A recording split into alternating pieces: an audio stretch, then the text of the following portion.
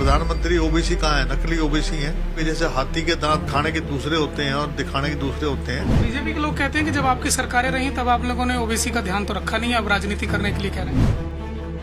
तो उन्होंने देखा कि जहाँ SC ST OBC माइनॉरिटी को हमने स्थान नहीं दिया, वहाँ सत्ता से हम बाहर हो गए, चाहे वो यूपी हो चाहे वो बिहार हो। प्रधानमंत्री मोदी जी की जो सोच है वो RSS से मेल खाती है। उनका ओबीसी से कोई लेना देना नहीं है। केवल दिखावे के जैसे हाथी के दांत खाने के दूसरे होते हैं और दिखाने के दूसरे होते हैं, तो वो आती हैं जो दांत तो दिखा रखे हैं लेकिन अमल में लाने का काम नहीं करती। और मुझे उम्मीद है कि सरकार इस बार बनेगी। आप लोग ओवर कॉन्फिडेंस तो नहीं है कहीं, क्योंकि ग्राउंड पे तो नजर नहीं आता। इसका फैसला कौन करेगा? मेरी कोई ज्यादा महत्वाकांक्षा नहीं है, ना मैं मुख्यमंत्री बनना चाहता हूँ।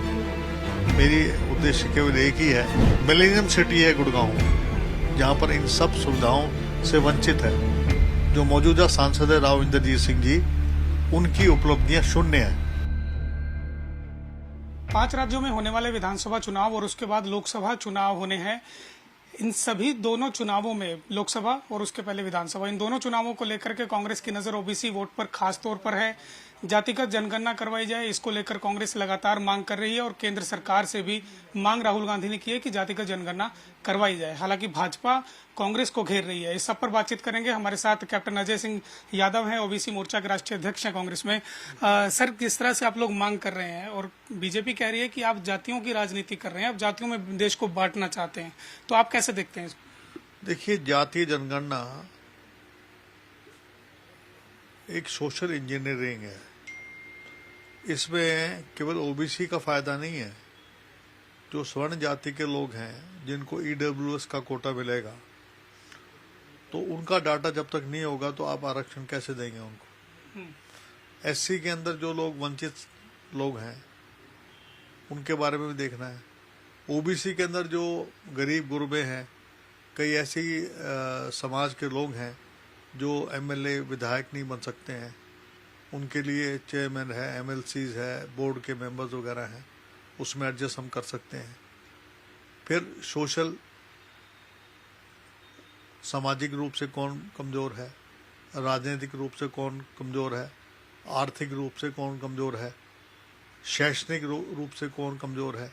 कास्ट सेंसस का मतलब ये नहीं है कि आप कास्ट का केवल सेंसस कर रहे हैं, आप ये भी सेंसस कर रहे हैं कि उसकी इकोनॉमिक कंडीशन क्या है, उसकी सामाजिक पोजीशन क्या है, और आप किसके पास कच्चा मकान है, किसके पास पक्का मकान है। तो आप उस बेसिस के ऊपर आप पॉलिसी बना सकते हैं कि भी किस वर्ग को या कौन लोग हैं जिनको मकानात देने हैं हमने, कौन लोग हैं जिनको हमने स्कॉलरशिप देना है, कौन लोग हैं जिनको हमने ज़्यादा आरक्षण देना है।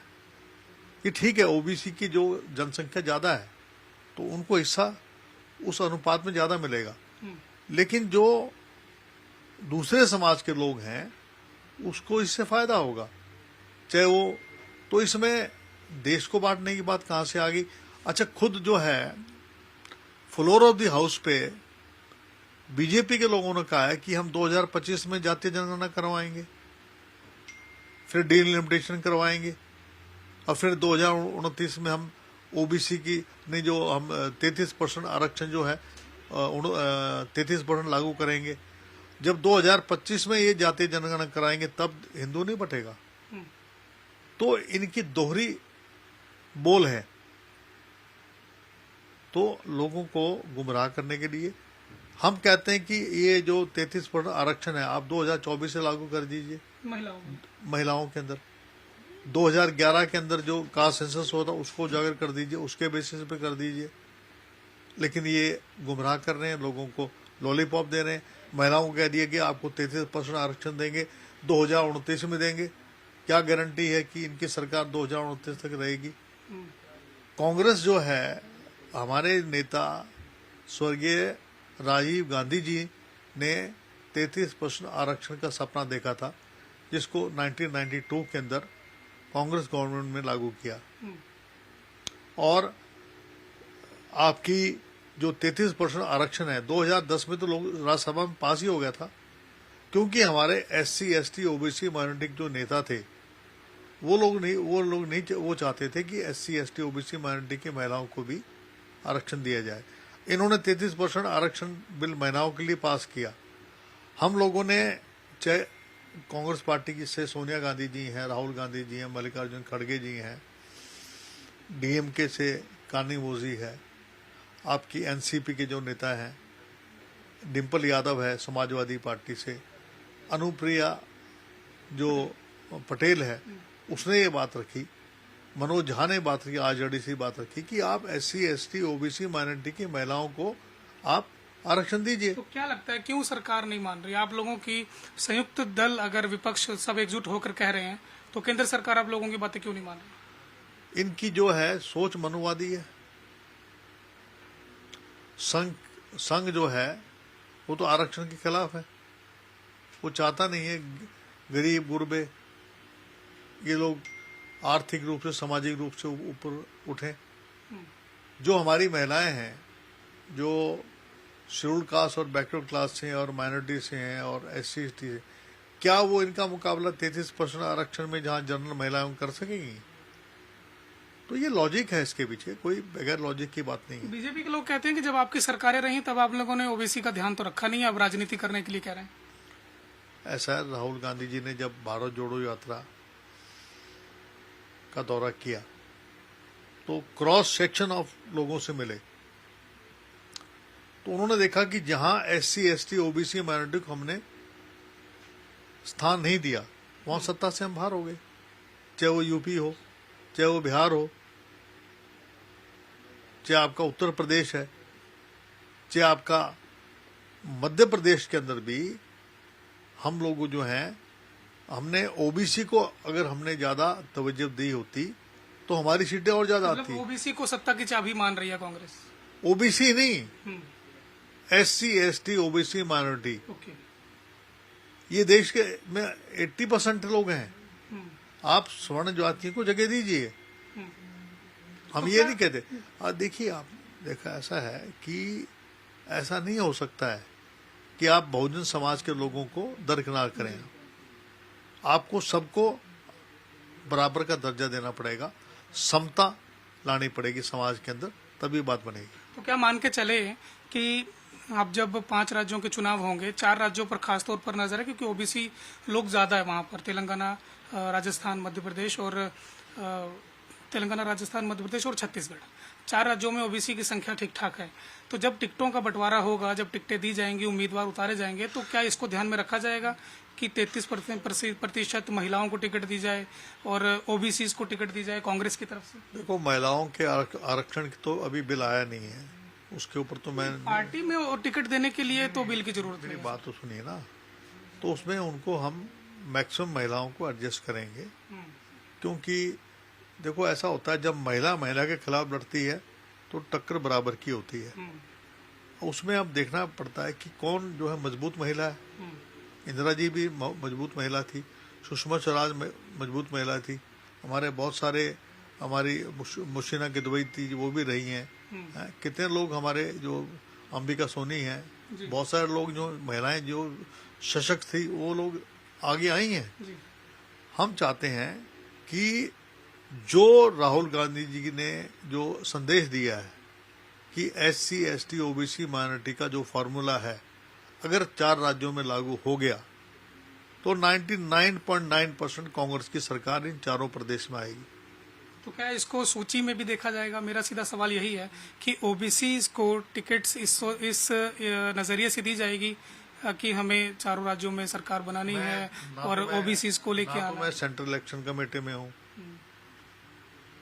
आप राष्ट्रीय अध्यक्ष हैं ओबीसी सेल के, आपने प्रस्ताव तो दिया होगा? नहीं, ऐसा है कि मैंने रिकमेंडेशन भेजी है अपनी। मैं सब जगह तो नहीं भेज सकता, जो मैं 15-20 जितनी मैं भेज सकता हूँ, जो सक्षम उम्मीदवार थे वो हमने भेजे हैं। अब राहुल गांधी जी भी वर्किंग कमेटी में है, मल्लिकार्जुन खड़गे जी भी वर्किंग कमेटी में है। अब जो हमारे प्रदेश अध्यक्ष हैं उनका फर्ज ये बनता है कि जो बात राहुल गांधी जी ने कही है, हमने कर्नाटका में ओबीसी का मुख्यमंत्री बनाया, हमने राजस्थान में ओबीसी का मुख्यमंत्री कांग्रेस ने बनाया, आपके इसमें छत्तीसगढ़ में हमारा ओबीसी के मुख्यमंत्री हैं, वहां हमने तवज्जो दिया एससी एसटी ओबीसी माइनॉरिटी को, तो वहां हमें जगह मिली है। बीजेपी तो कहती है हमारे पास तो प्रधानमंत्री ही ओबीसी से हैं। एक अकेला एक मुख्यमंत्री है शिवराज सिंह, वो भी आगे जाने वाला है। प्रधानमंत्री ओबीसी कहाँ है? नकली ओबीसी हैं। अगर ओबीसी होते जाति जनगणना करवाते 2021 में कराते, क्यों नहीं कराई 2021 के अंदर? प्रधानमंत्री मोदी जी की जो सोच है वो आरएसएस से मेल खाती है। उनका ओबीसी से कोई लेना देना नहीं है।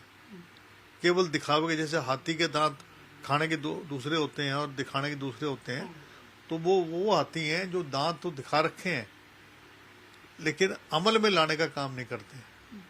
अच्छा, ओबीसी की चर्चा के बीच में हरियाणा के पूर्व मुख्यमंत्री भूपेंद्र सिंह हुड्डा ने दावा कर दिया है कि पहले तो उन्होंने कहा कि हम एक ब्राह्मण को डिप्टी सीएम बनाएंगे, फिर बाद में अगले दिन उन्होंने कहा कि हम 4 डिप्टी सीएम देंगे, उसमें ब्राह्मण, दलित और जनरल और दूसरी कास्ट से भी होंगे। देखो, पहली बात तो ये है कि पहले तो सरकार बनाना है और मुझे उम्मीद है कि सरकार इस बार बनेगी। इसका फैसला आप लोग ओवर कॉन्फिडेंस तो नहीं है कहीं, क्योंकि ग्राउंड पे तो नजर नहीं आते? इसका फैसला कौन करेगा?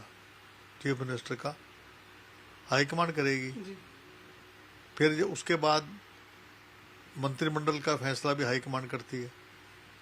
मुख्यमंत्री तो केवल रिकमेंडेशन करता है, पोर्टफोलियो भी हाईकमांड देती है। तो ये कहना कि इतने डिप्टी सीएम बनेंगे, ये जो है मुझे लगता नहीं है कि ये बात सही है। और मैं समझता हूँ किसी भी नेता को इन ऐसी बातों कहने से बचना चाहिए। तो आपको लगता है कि जिस प्रकार हुड्डा साहब कह रहे हैं, आप क्या वो अपने आप को हाईकमान मानने लगे हैं, या वो ये देख रहे हैं कि जो मैंने कह दिया है उसको मैं दिल्ली जाके मनवा लूंगा और एआईसीसी से मैं लेटर ले आऊंगा? मैंने आपको बताया ना, हाईकमांड में सीएलपी लीडर भी आता है, पीसीसी प्रेसिडेंट भी आता है, सेंट्रल इलेक्शन कमेटी भी आती है, लेकिन अंतिम फैसला कौन करता है? कांग्रेस प्रेसिडेंट करता है। जो वो फैसला होगा वो सबको मान्य होगा। जो राहुल गांधी जी, मल्लिकार्जुन खड़गे जी, सोनिया गांधी जी चाहेंगे वो मुख्यमंत्री बनेगा। और वो किससे बनेगा? जब एमएलएस की राय ली जाएगी। और उसके बाद कितने डिप्टी सीएम बनते हैं, कितने मंत्रिमंडल का जो विस्तार होता है, उसका फैसला वो करते हैं। आप मानते हैं कि हरियाणा जैसे छोटे राज्य में 4 डिप्टी सीएम दिए जा सकते हैं? मैं इस पे कोई कमेंट करना नहीं चाहता। इसका फैसला जो हाईकमांड करेगी। अच्छा, मैं एक सवाल अगर टिकटों से लूं, तो आप लोग कहते हैं कि टिकट्स जो हैं वो ओबीसी को दी जाएंगी, या हरियाणा में चुनाव में आप कहते हैं कि आप लोग उन उम्मीदवारों को टिकट देंगे जो जिताऊ होंगे। अभी आपने ये बात कही कि हम सरकार बना रहे हैं, अभी 1 साल बचा हुआ है इलेक्शन होने में, पहले लोकसभा है फिर विधानसभा है। आपको लगता है कि आप कहीं ओवर कॉन्फिडेंस तो नहीं हो गए अभी से लेकर कि आप हरियाणा के किसी कोने में चले जाओ, किसी वर्ग से पूछ लो, वो कहेगा कांग्रेस आ रही है। लेकिन उसके लिए पिछली बार भी हमारी सरकार आती है, अगर टिकट ठीक बांटते तो। मेरिट किसने गलत दी? अब मैं तो टिकट के फैसले में था नहीं, जो टिकट के फैसले में उनसे पूछिए आप। मेरा ये मानना है कि मेरिट के आधार पे अगर आपने टिकट दे दी तो 75 से ऊपर ज्यादा सीटें कांग्रेस की आएंगी। मैं 2005 में सीएलपी लीडर था जी।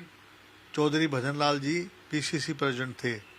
हमने मेरिट के आधार पे टिकट दी, हमारी 67 सीट आई।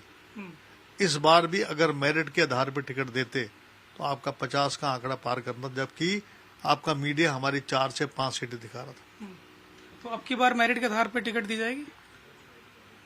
ये तो जो पीसीसी और सीएलपी और पीसी करेगी, मैं तो उसमें आप भी बड़े नेताओं में शामिल हैं, आप सुझाव नहीं देते कि अपनी तरफ से, या कभी राहुल जी से मिलते होंगे तो इस पे चर्चा होती होगी, खड़गे साहब से चर्चा होती होगी? नहीं, खड़गे जी से मिला था पीछे में, उनको मैं मिलता रहता हूँ।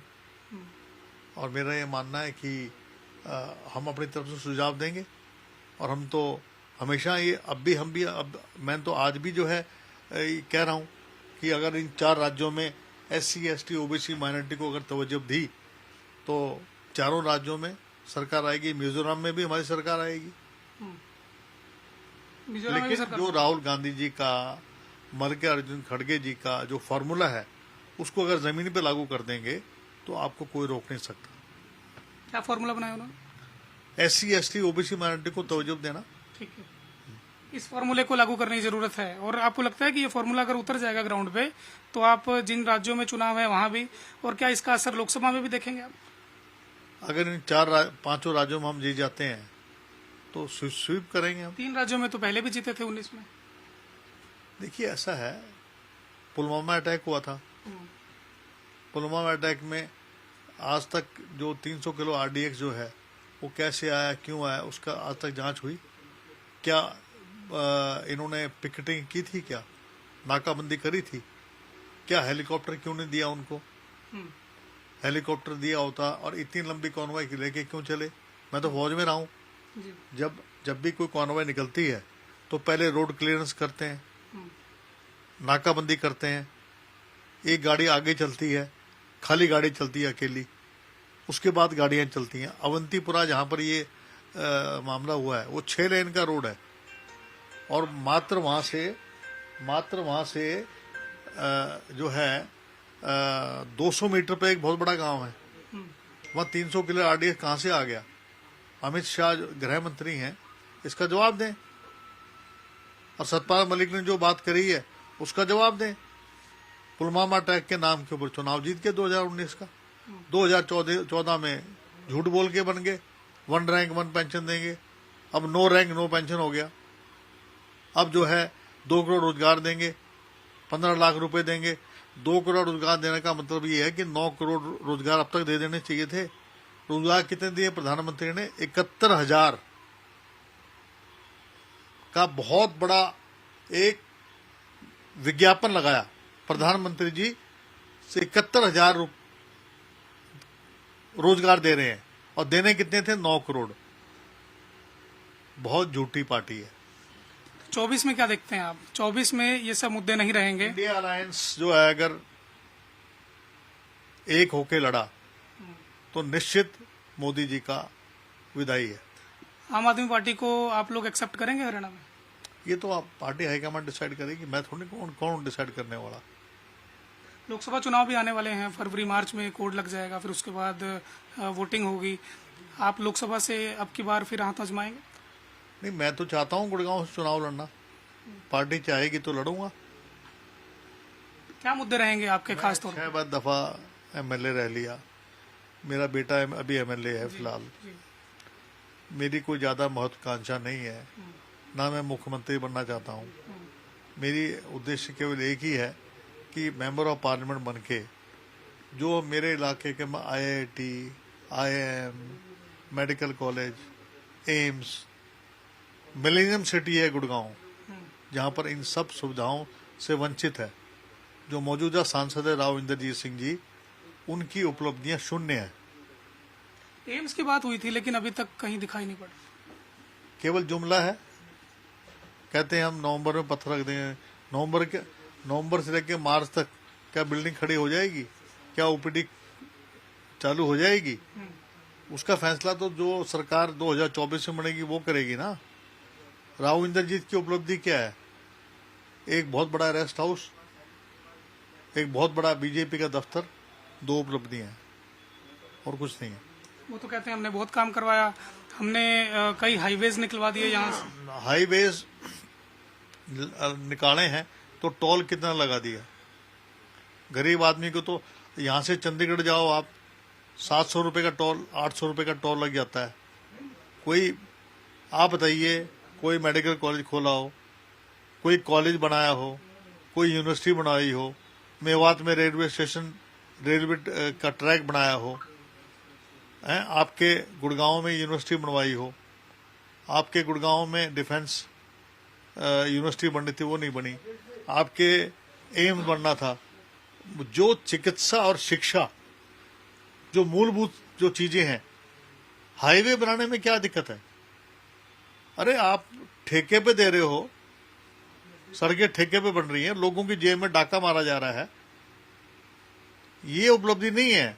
उपलब्धि ये है कि आपने हरियाणा में 70,000 करोड़ का कर्जा था, आज 4 लाख और लाख करोड़ से ऊपर कर्जा हो गया। एक भी पावर स्टेशन हरियाणा में बना है? पावर प्लांट जिसमें बिजली बनती हो, एक भी मेडिकल कॉलेज बनाया हो, एक यूनिवर्सिटी बनवाई हो। क्या उपलब्धि है बीजेपी की? बता दें, मनोहर खट्टर जी बता दें क्या उपलब्धि है। 900 आपके 1150 का गैस का सिलेंडर, डीजल के रेट, पेट्रोल के दाम, अग्निवीर योजना लेके आ गए, 4 साल के ठेके पे फौज पे ले रहे हैं। मैं फौज में रहा हूं, मैं 1.5 साल की ट्रेनिंग की है, अपने कोहनी और घुटने फुड़वाए, तब जाके मैं एक जवान बना था, ऑफिसर बना था मैं। 6 महीने में ट्रेनिंग भी कर देगा, छुट्टी भी ले लेगा और रिटायर भी आ जाएगा और ब्याह भी नहीं करेगा इन बालका से। तो लगता है ये सब मुद्दे कहीं चुनावी बन पाएंगे, लोग आपकी तरफ आकर्षित हो पाएंगे और वोट कांग्रेस को मिलेगा? राहुल गांधी जी ने एक बात कही है कि अगर हमारी सरकार आई, हम 1 रैंक 1 पेंशन भी देंगे और 15 साल की सर्विस भी फौज में कर देंगे, 500 रुपए का गैस का सिलेंडर देंगे महिलाओं के लिए, और जो बेरोजगार हैं उसके लिए मल्लिकार्जुन खड़गे जी ने और राहुल गांधी जी ने वायदा किया है, गरीब गुरबा और जो मध्यम वर्ग के लोग हैं उनको राहत देंगे। तो 15 साल की सर्विस का मतलब अग्निवीर योजना खत्म कर देंगे? अग्निवीर योजना है क्या? ये तो फौज के साथ मजाक है, खिलवाड़ है। चीन से हमारा मुकाबला है और आप ठेके पे आप जो है जवान ले रहे हैं। हमारा लड़ाई, हमारी पाकिस्तान से लड़ाई नहीं है, यह लड़ाई हमारी कोई ना हिंदू मुसलमान, कोई ना हिंदू खतरे में ना मुस्लिम खतरे में है। हमारा देश, इनकी कुर्सी खतरे में है और चीन जो है हमारी सरहद के ऊपर 15 किलोमीटर अंदर आके बैठ गया है, उससे लड़ाई है हमारी। आर्थिक रूप से भी आप देखिए, श्रीलंका, मालदीव्स, आपके जितने भी टापू हैं, आपका सब जगह जो है चीन ने अपने मिसाइल्स और सब मैरिन लगा खड़ी कर दी है।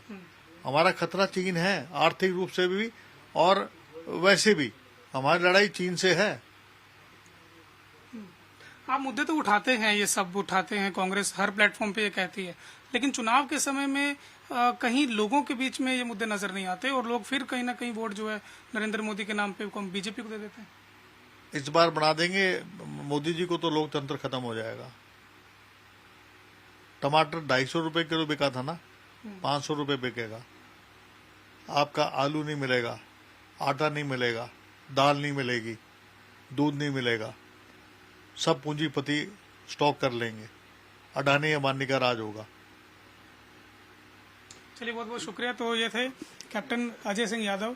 इन्होंने बीजेपी पर आरोप लगाए हैं, साफ तौर पर मोदी सरकार पर लगाए कि अगर इनकी सरकार दोबारा से आती है तो किस प्रकार से महंगाई से जो देश त्रस्त है वो भी बढ़ेगी। और साथ ही साथ इन्होंने ओबीसी को लेकर के एक बात कही है कि अगर ओबीसी को, ट्राइबल और दलित सभी समाज को अगर ज़्यादा टिकटें मिलती हैं तो अभी जो चार विधानसभा में चुनाव होने हैं, यहाँ कहीं ना कहीं कांग्रेस जरूर जीतती हुई नजर आएगी और इसका असर लोकसभा में भी दिखाई पड़ेगा। कैमरा पर्सन रिंकू के साथ सुधीर पांडे, पंजाब केसरी टीवी, दिल्ली।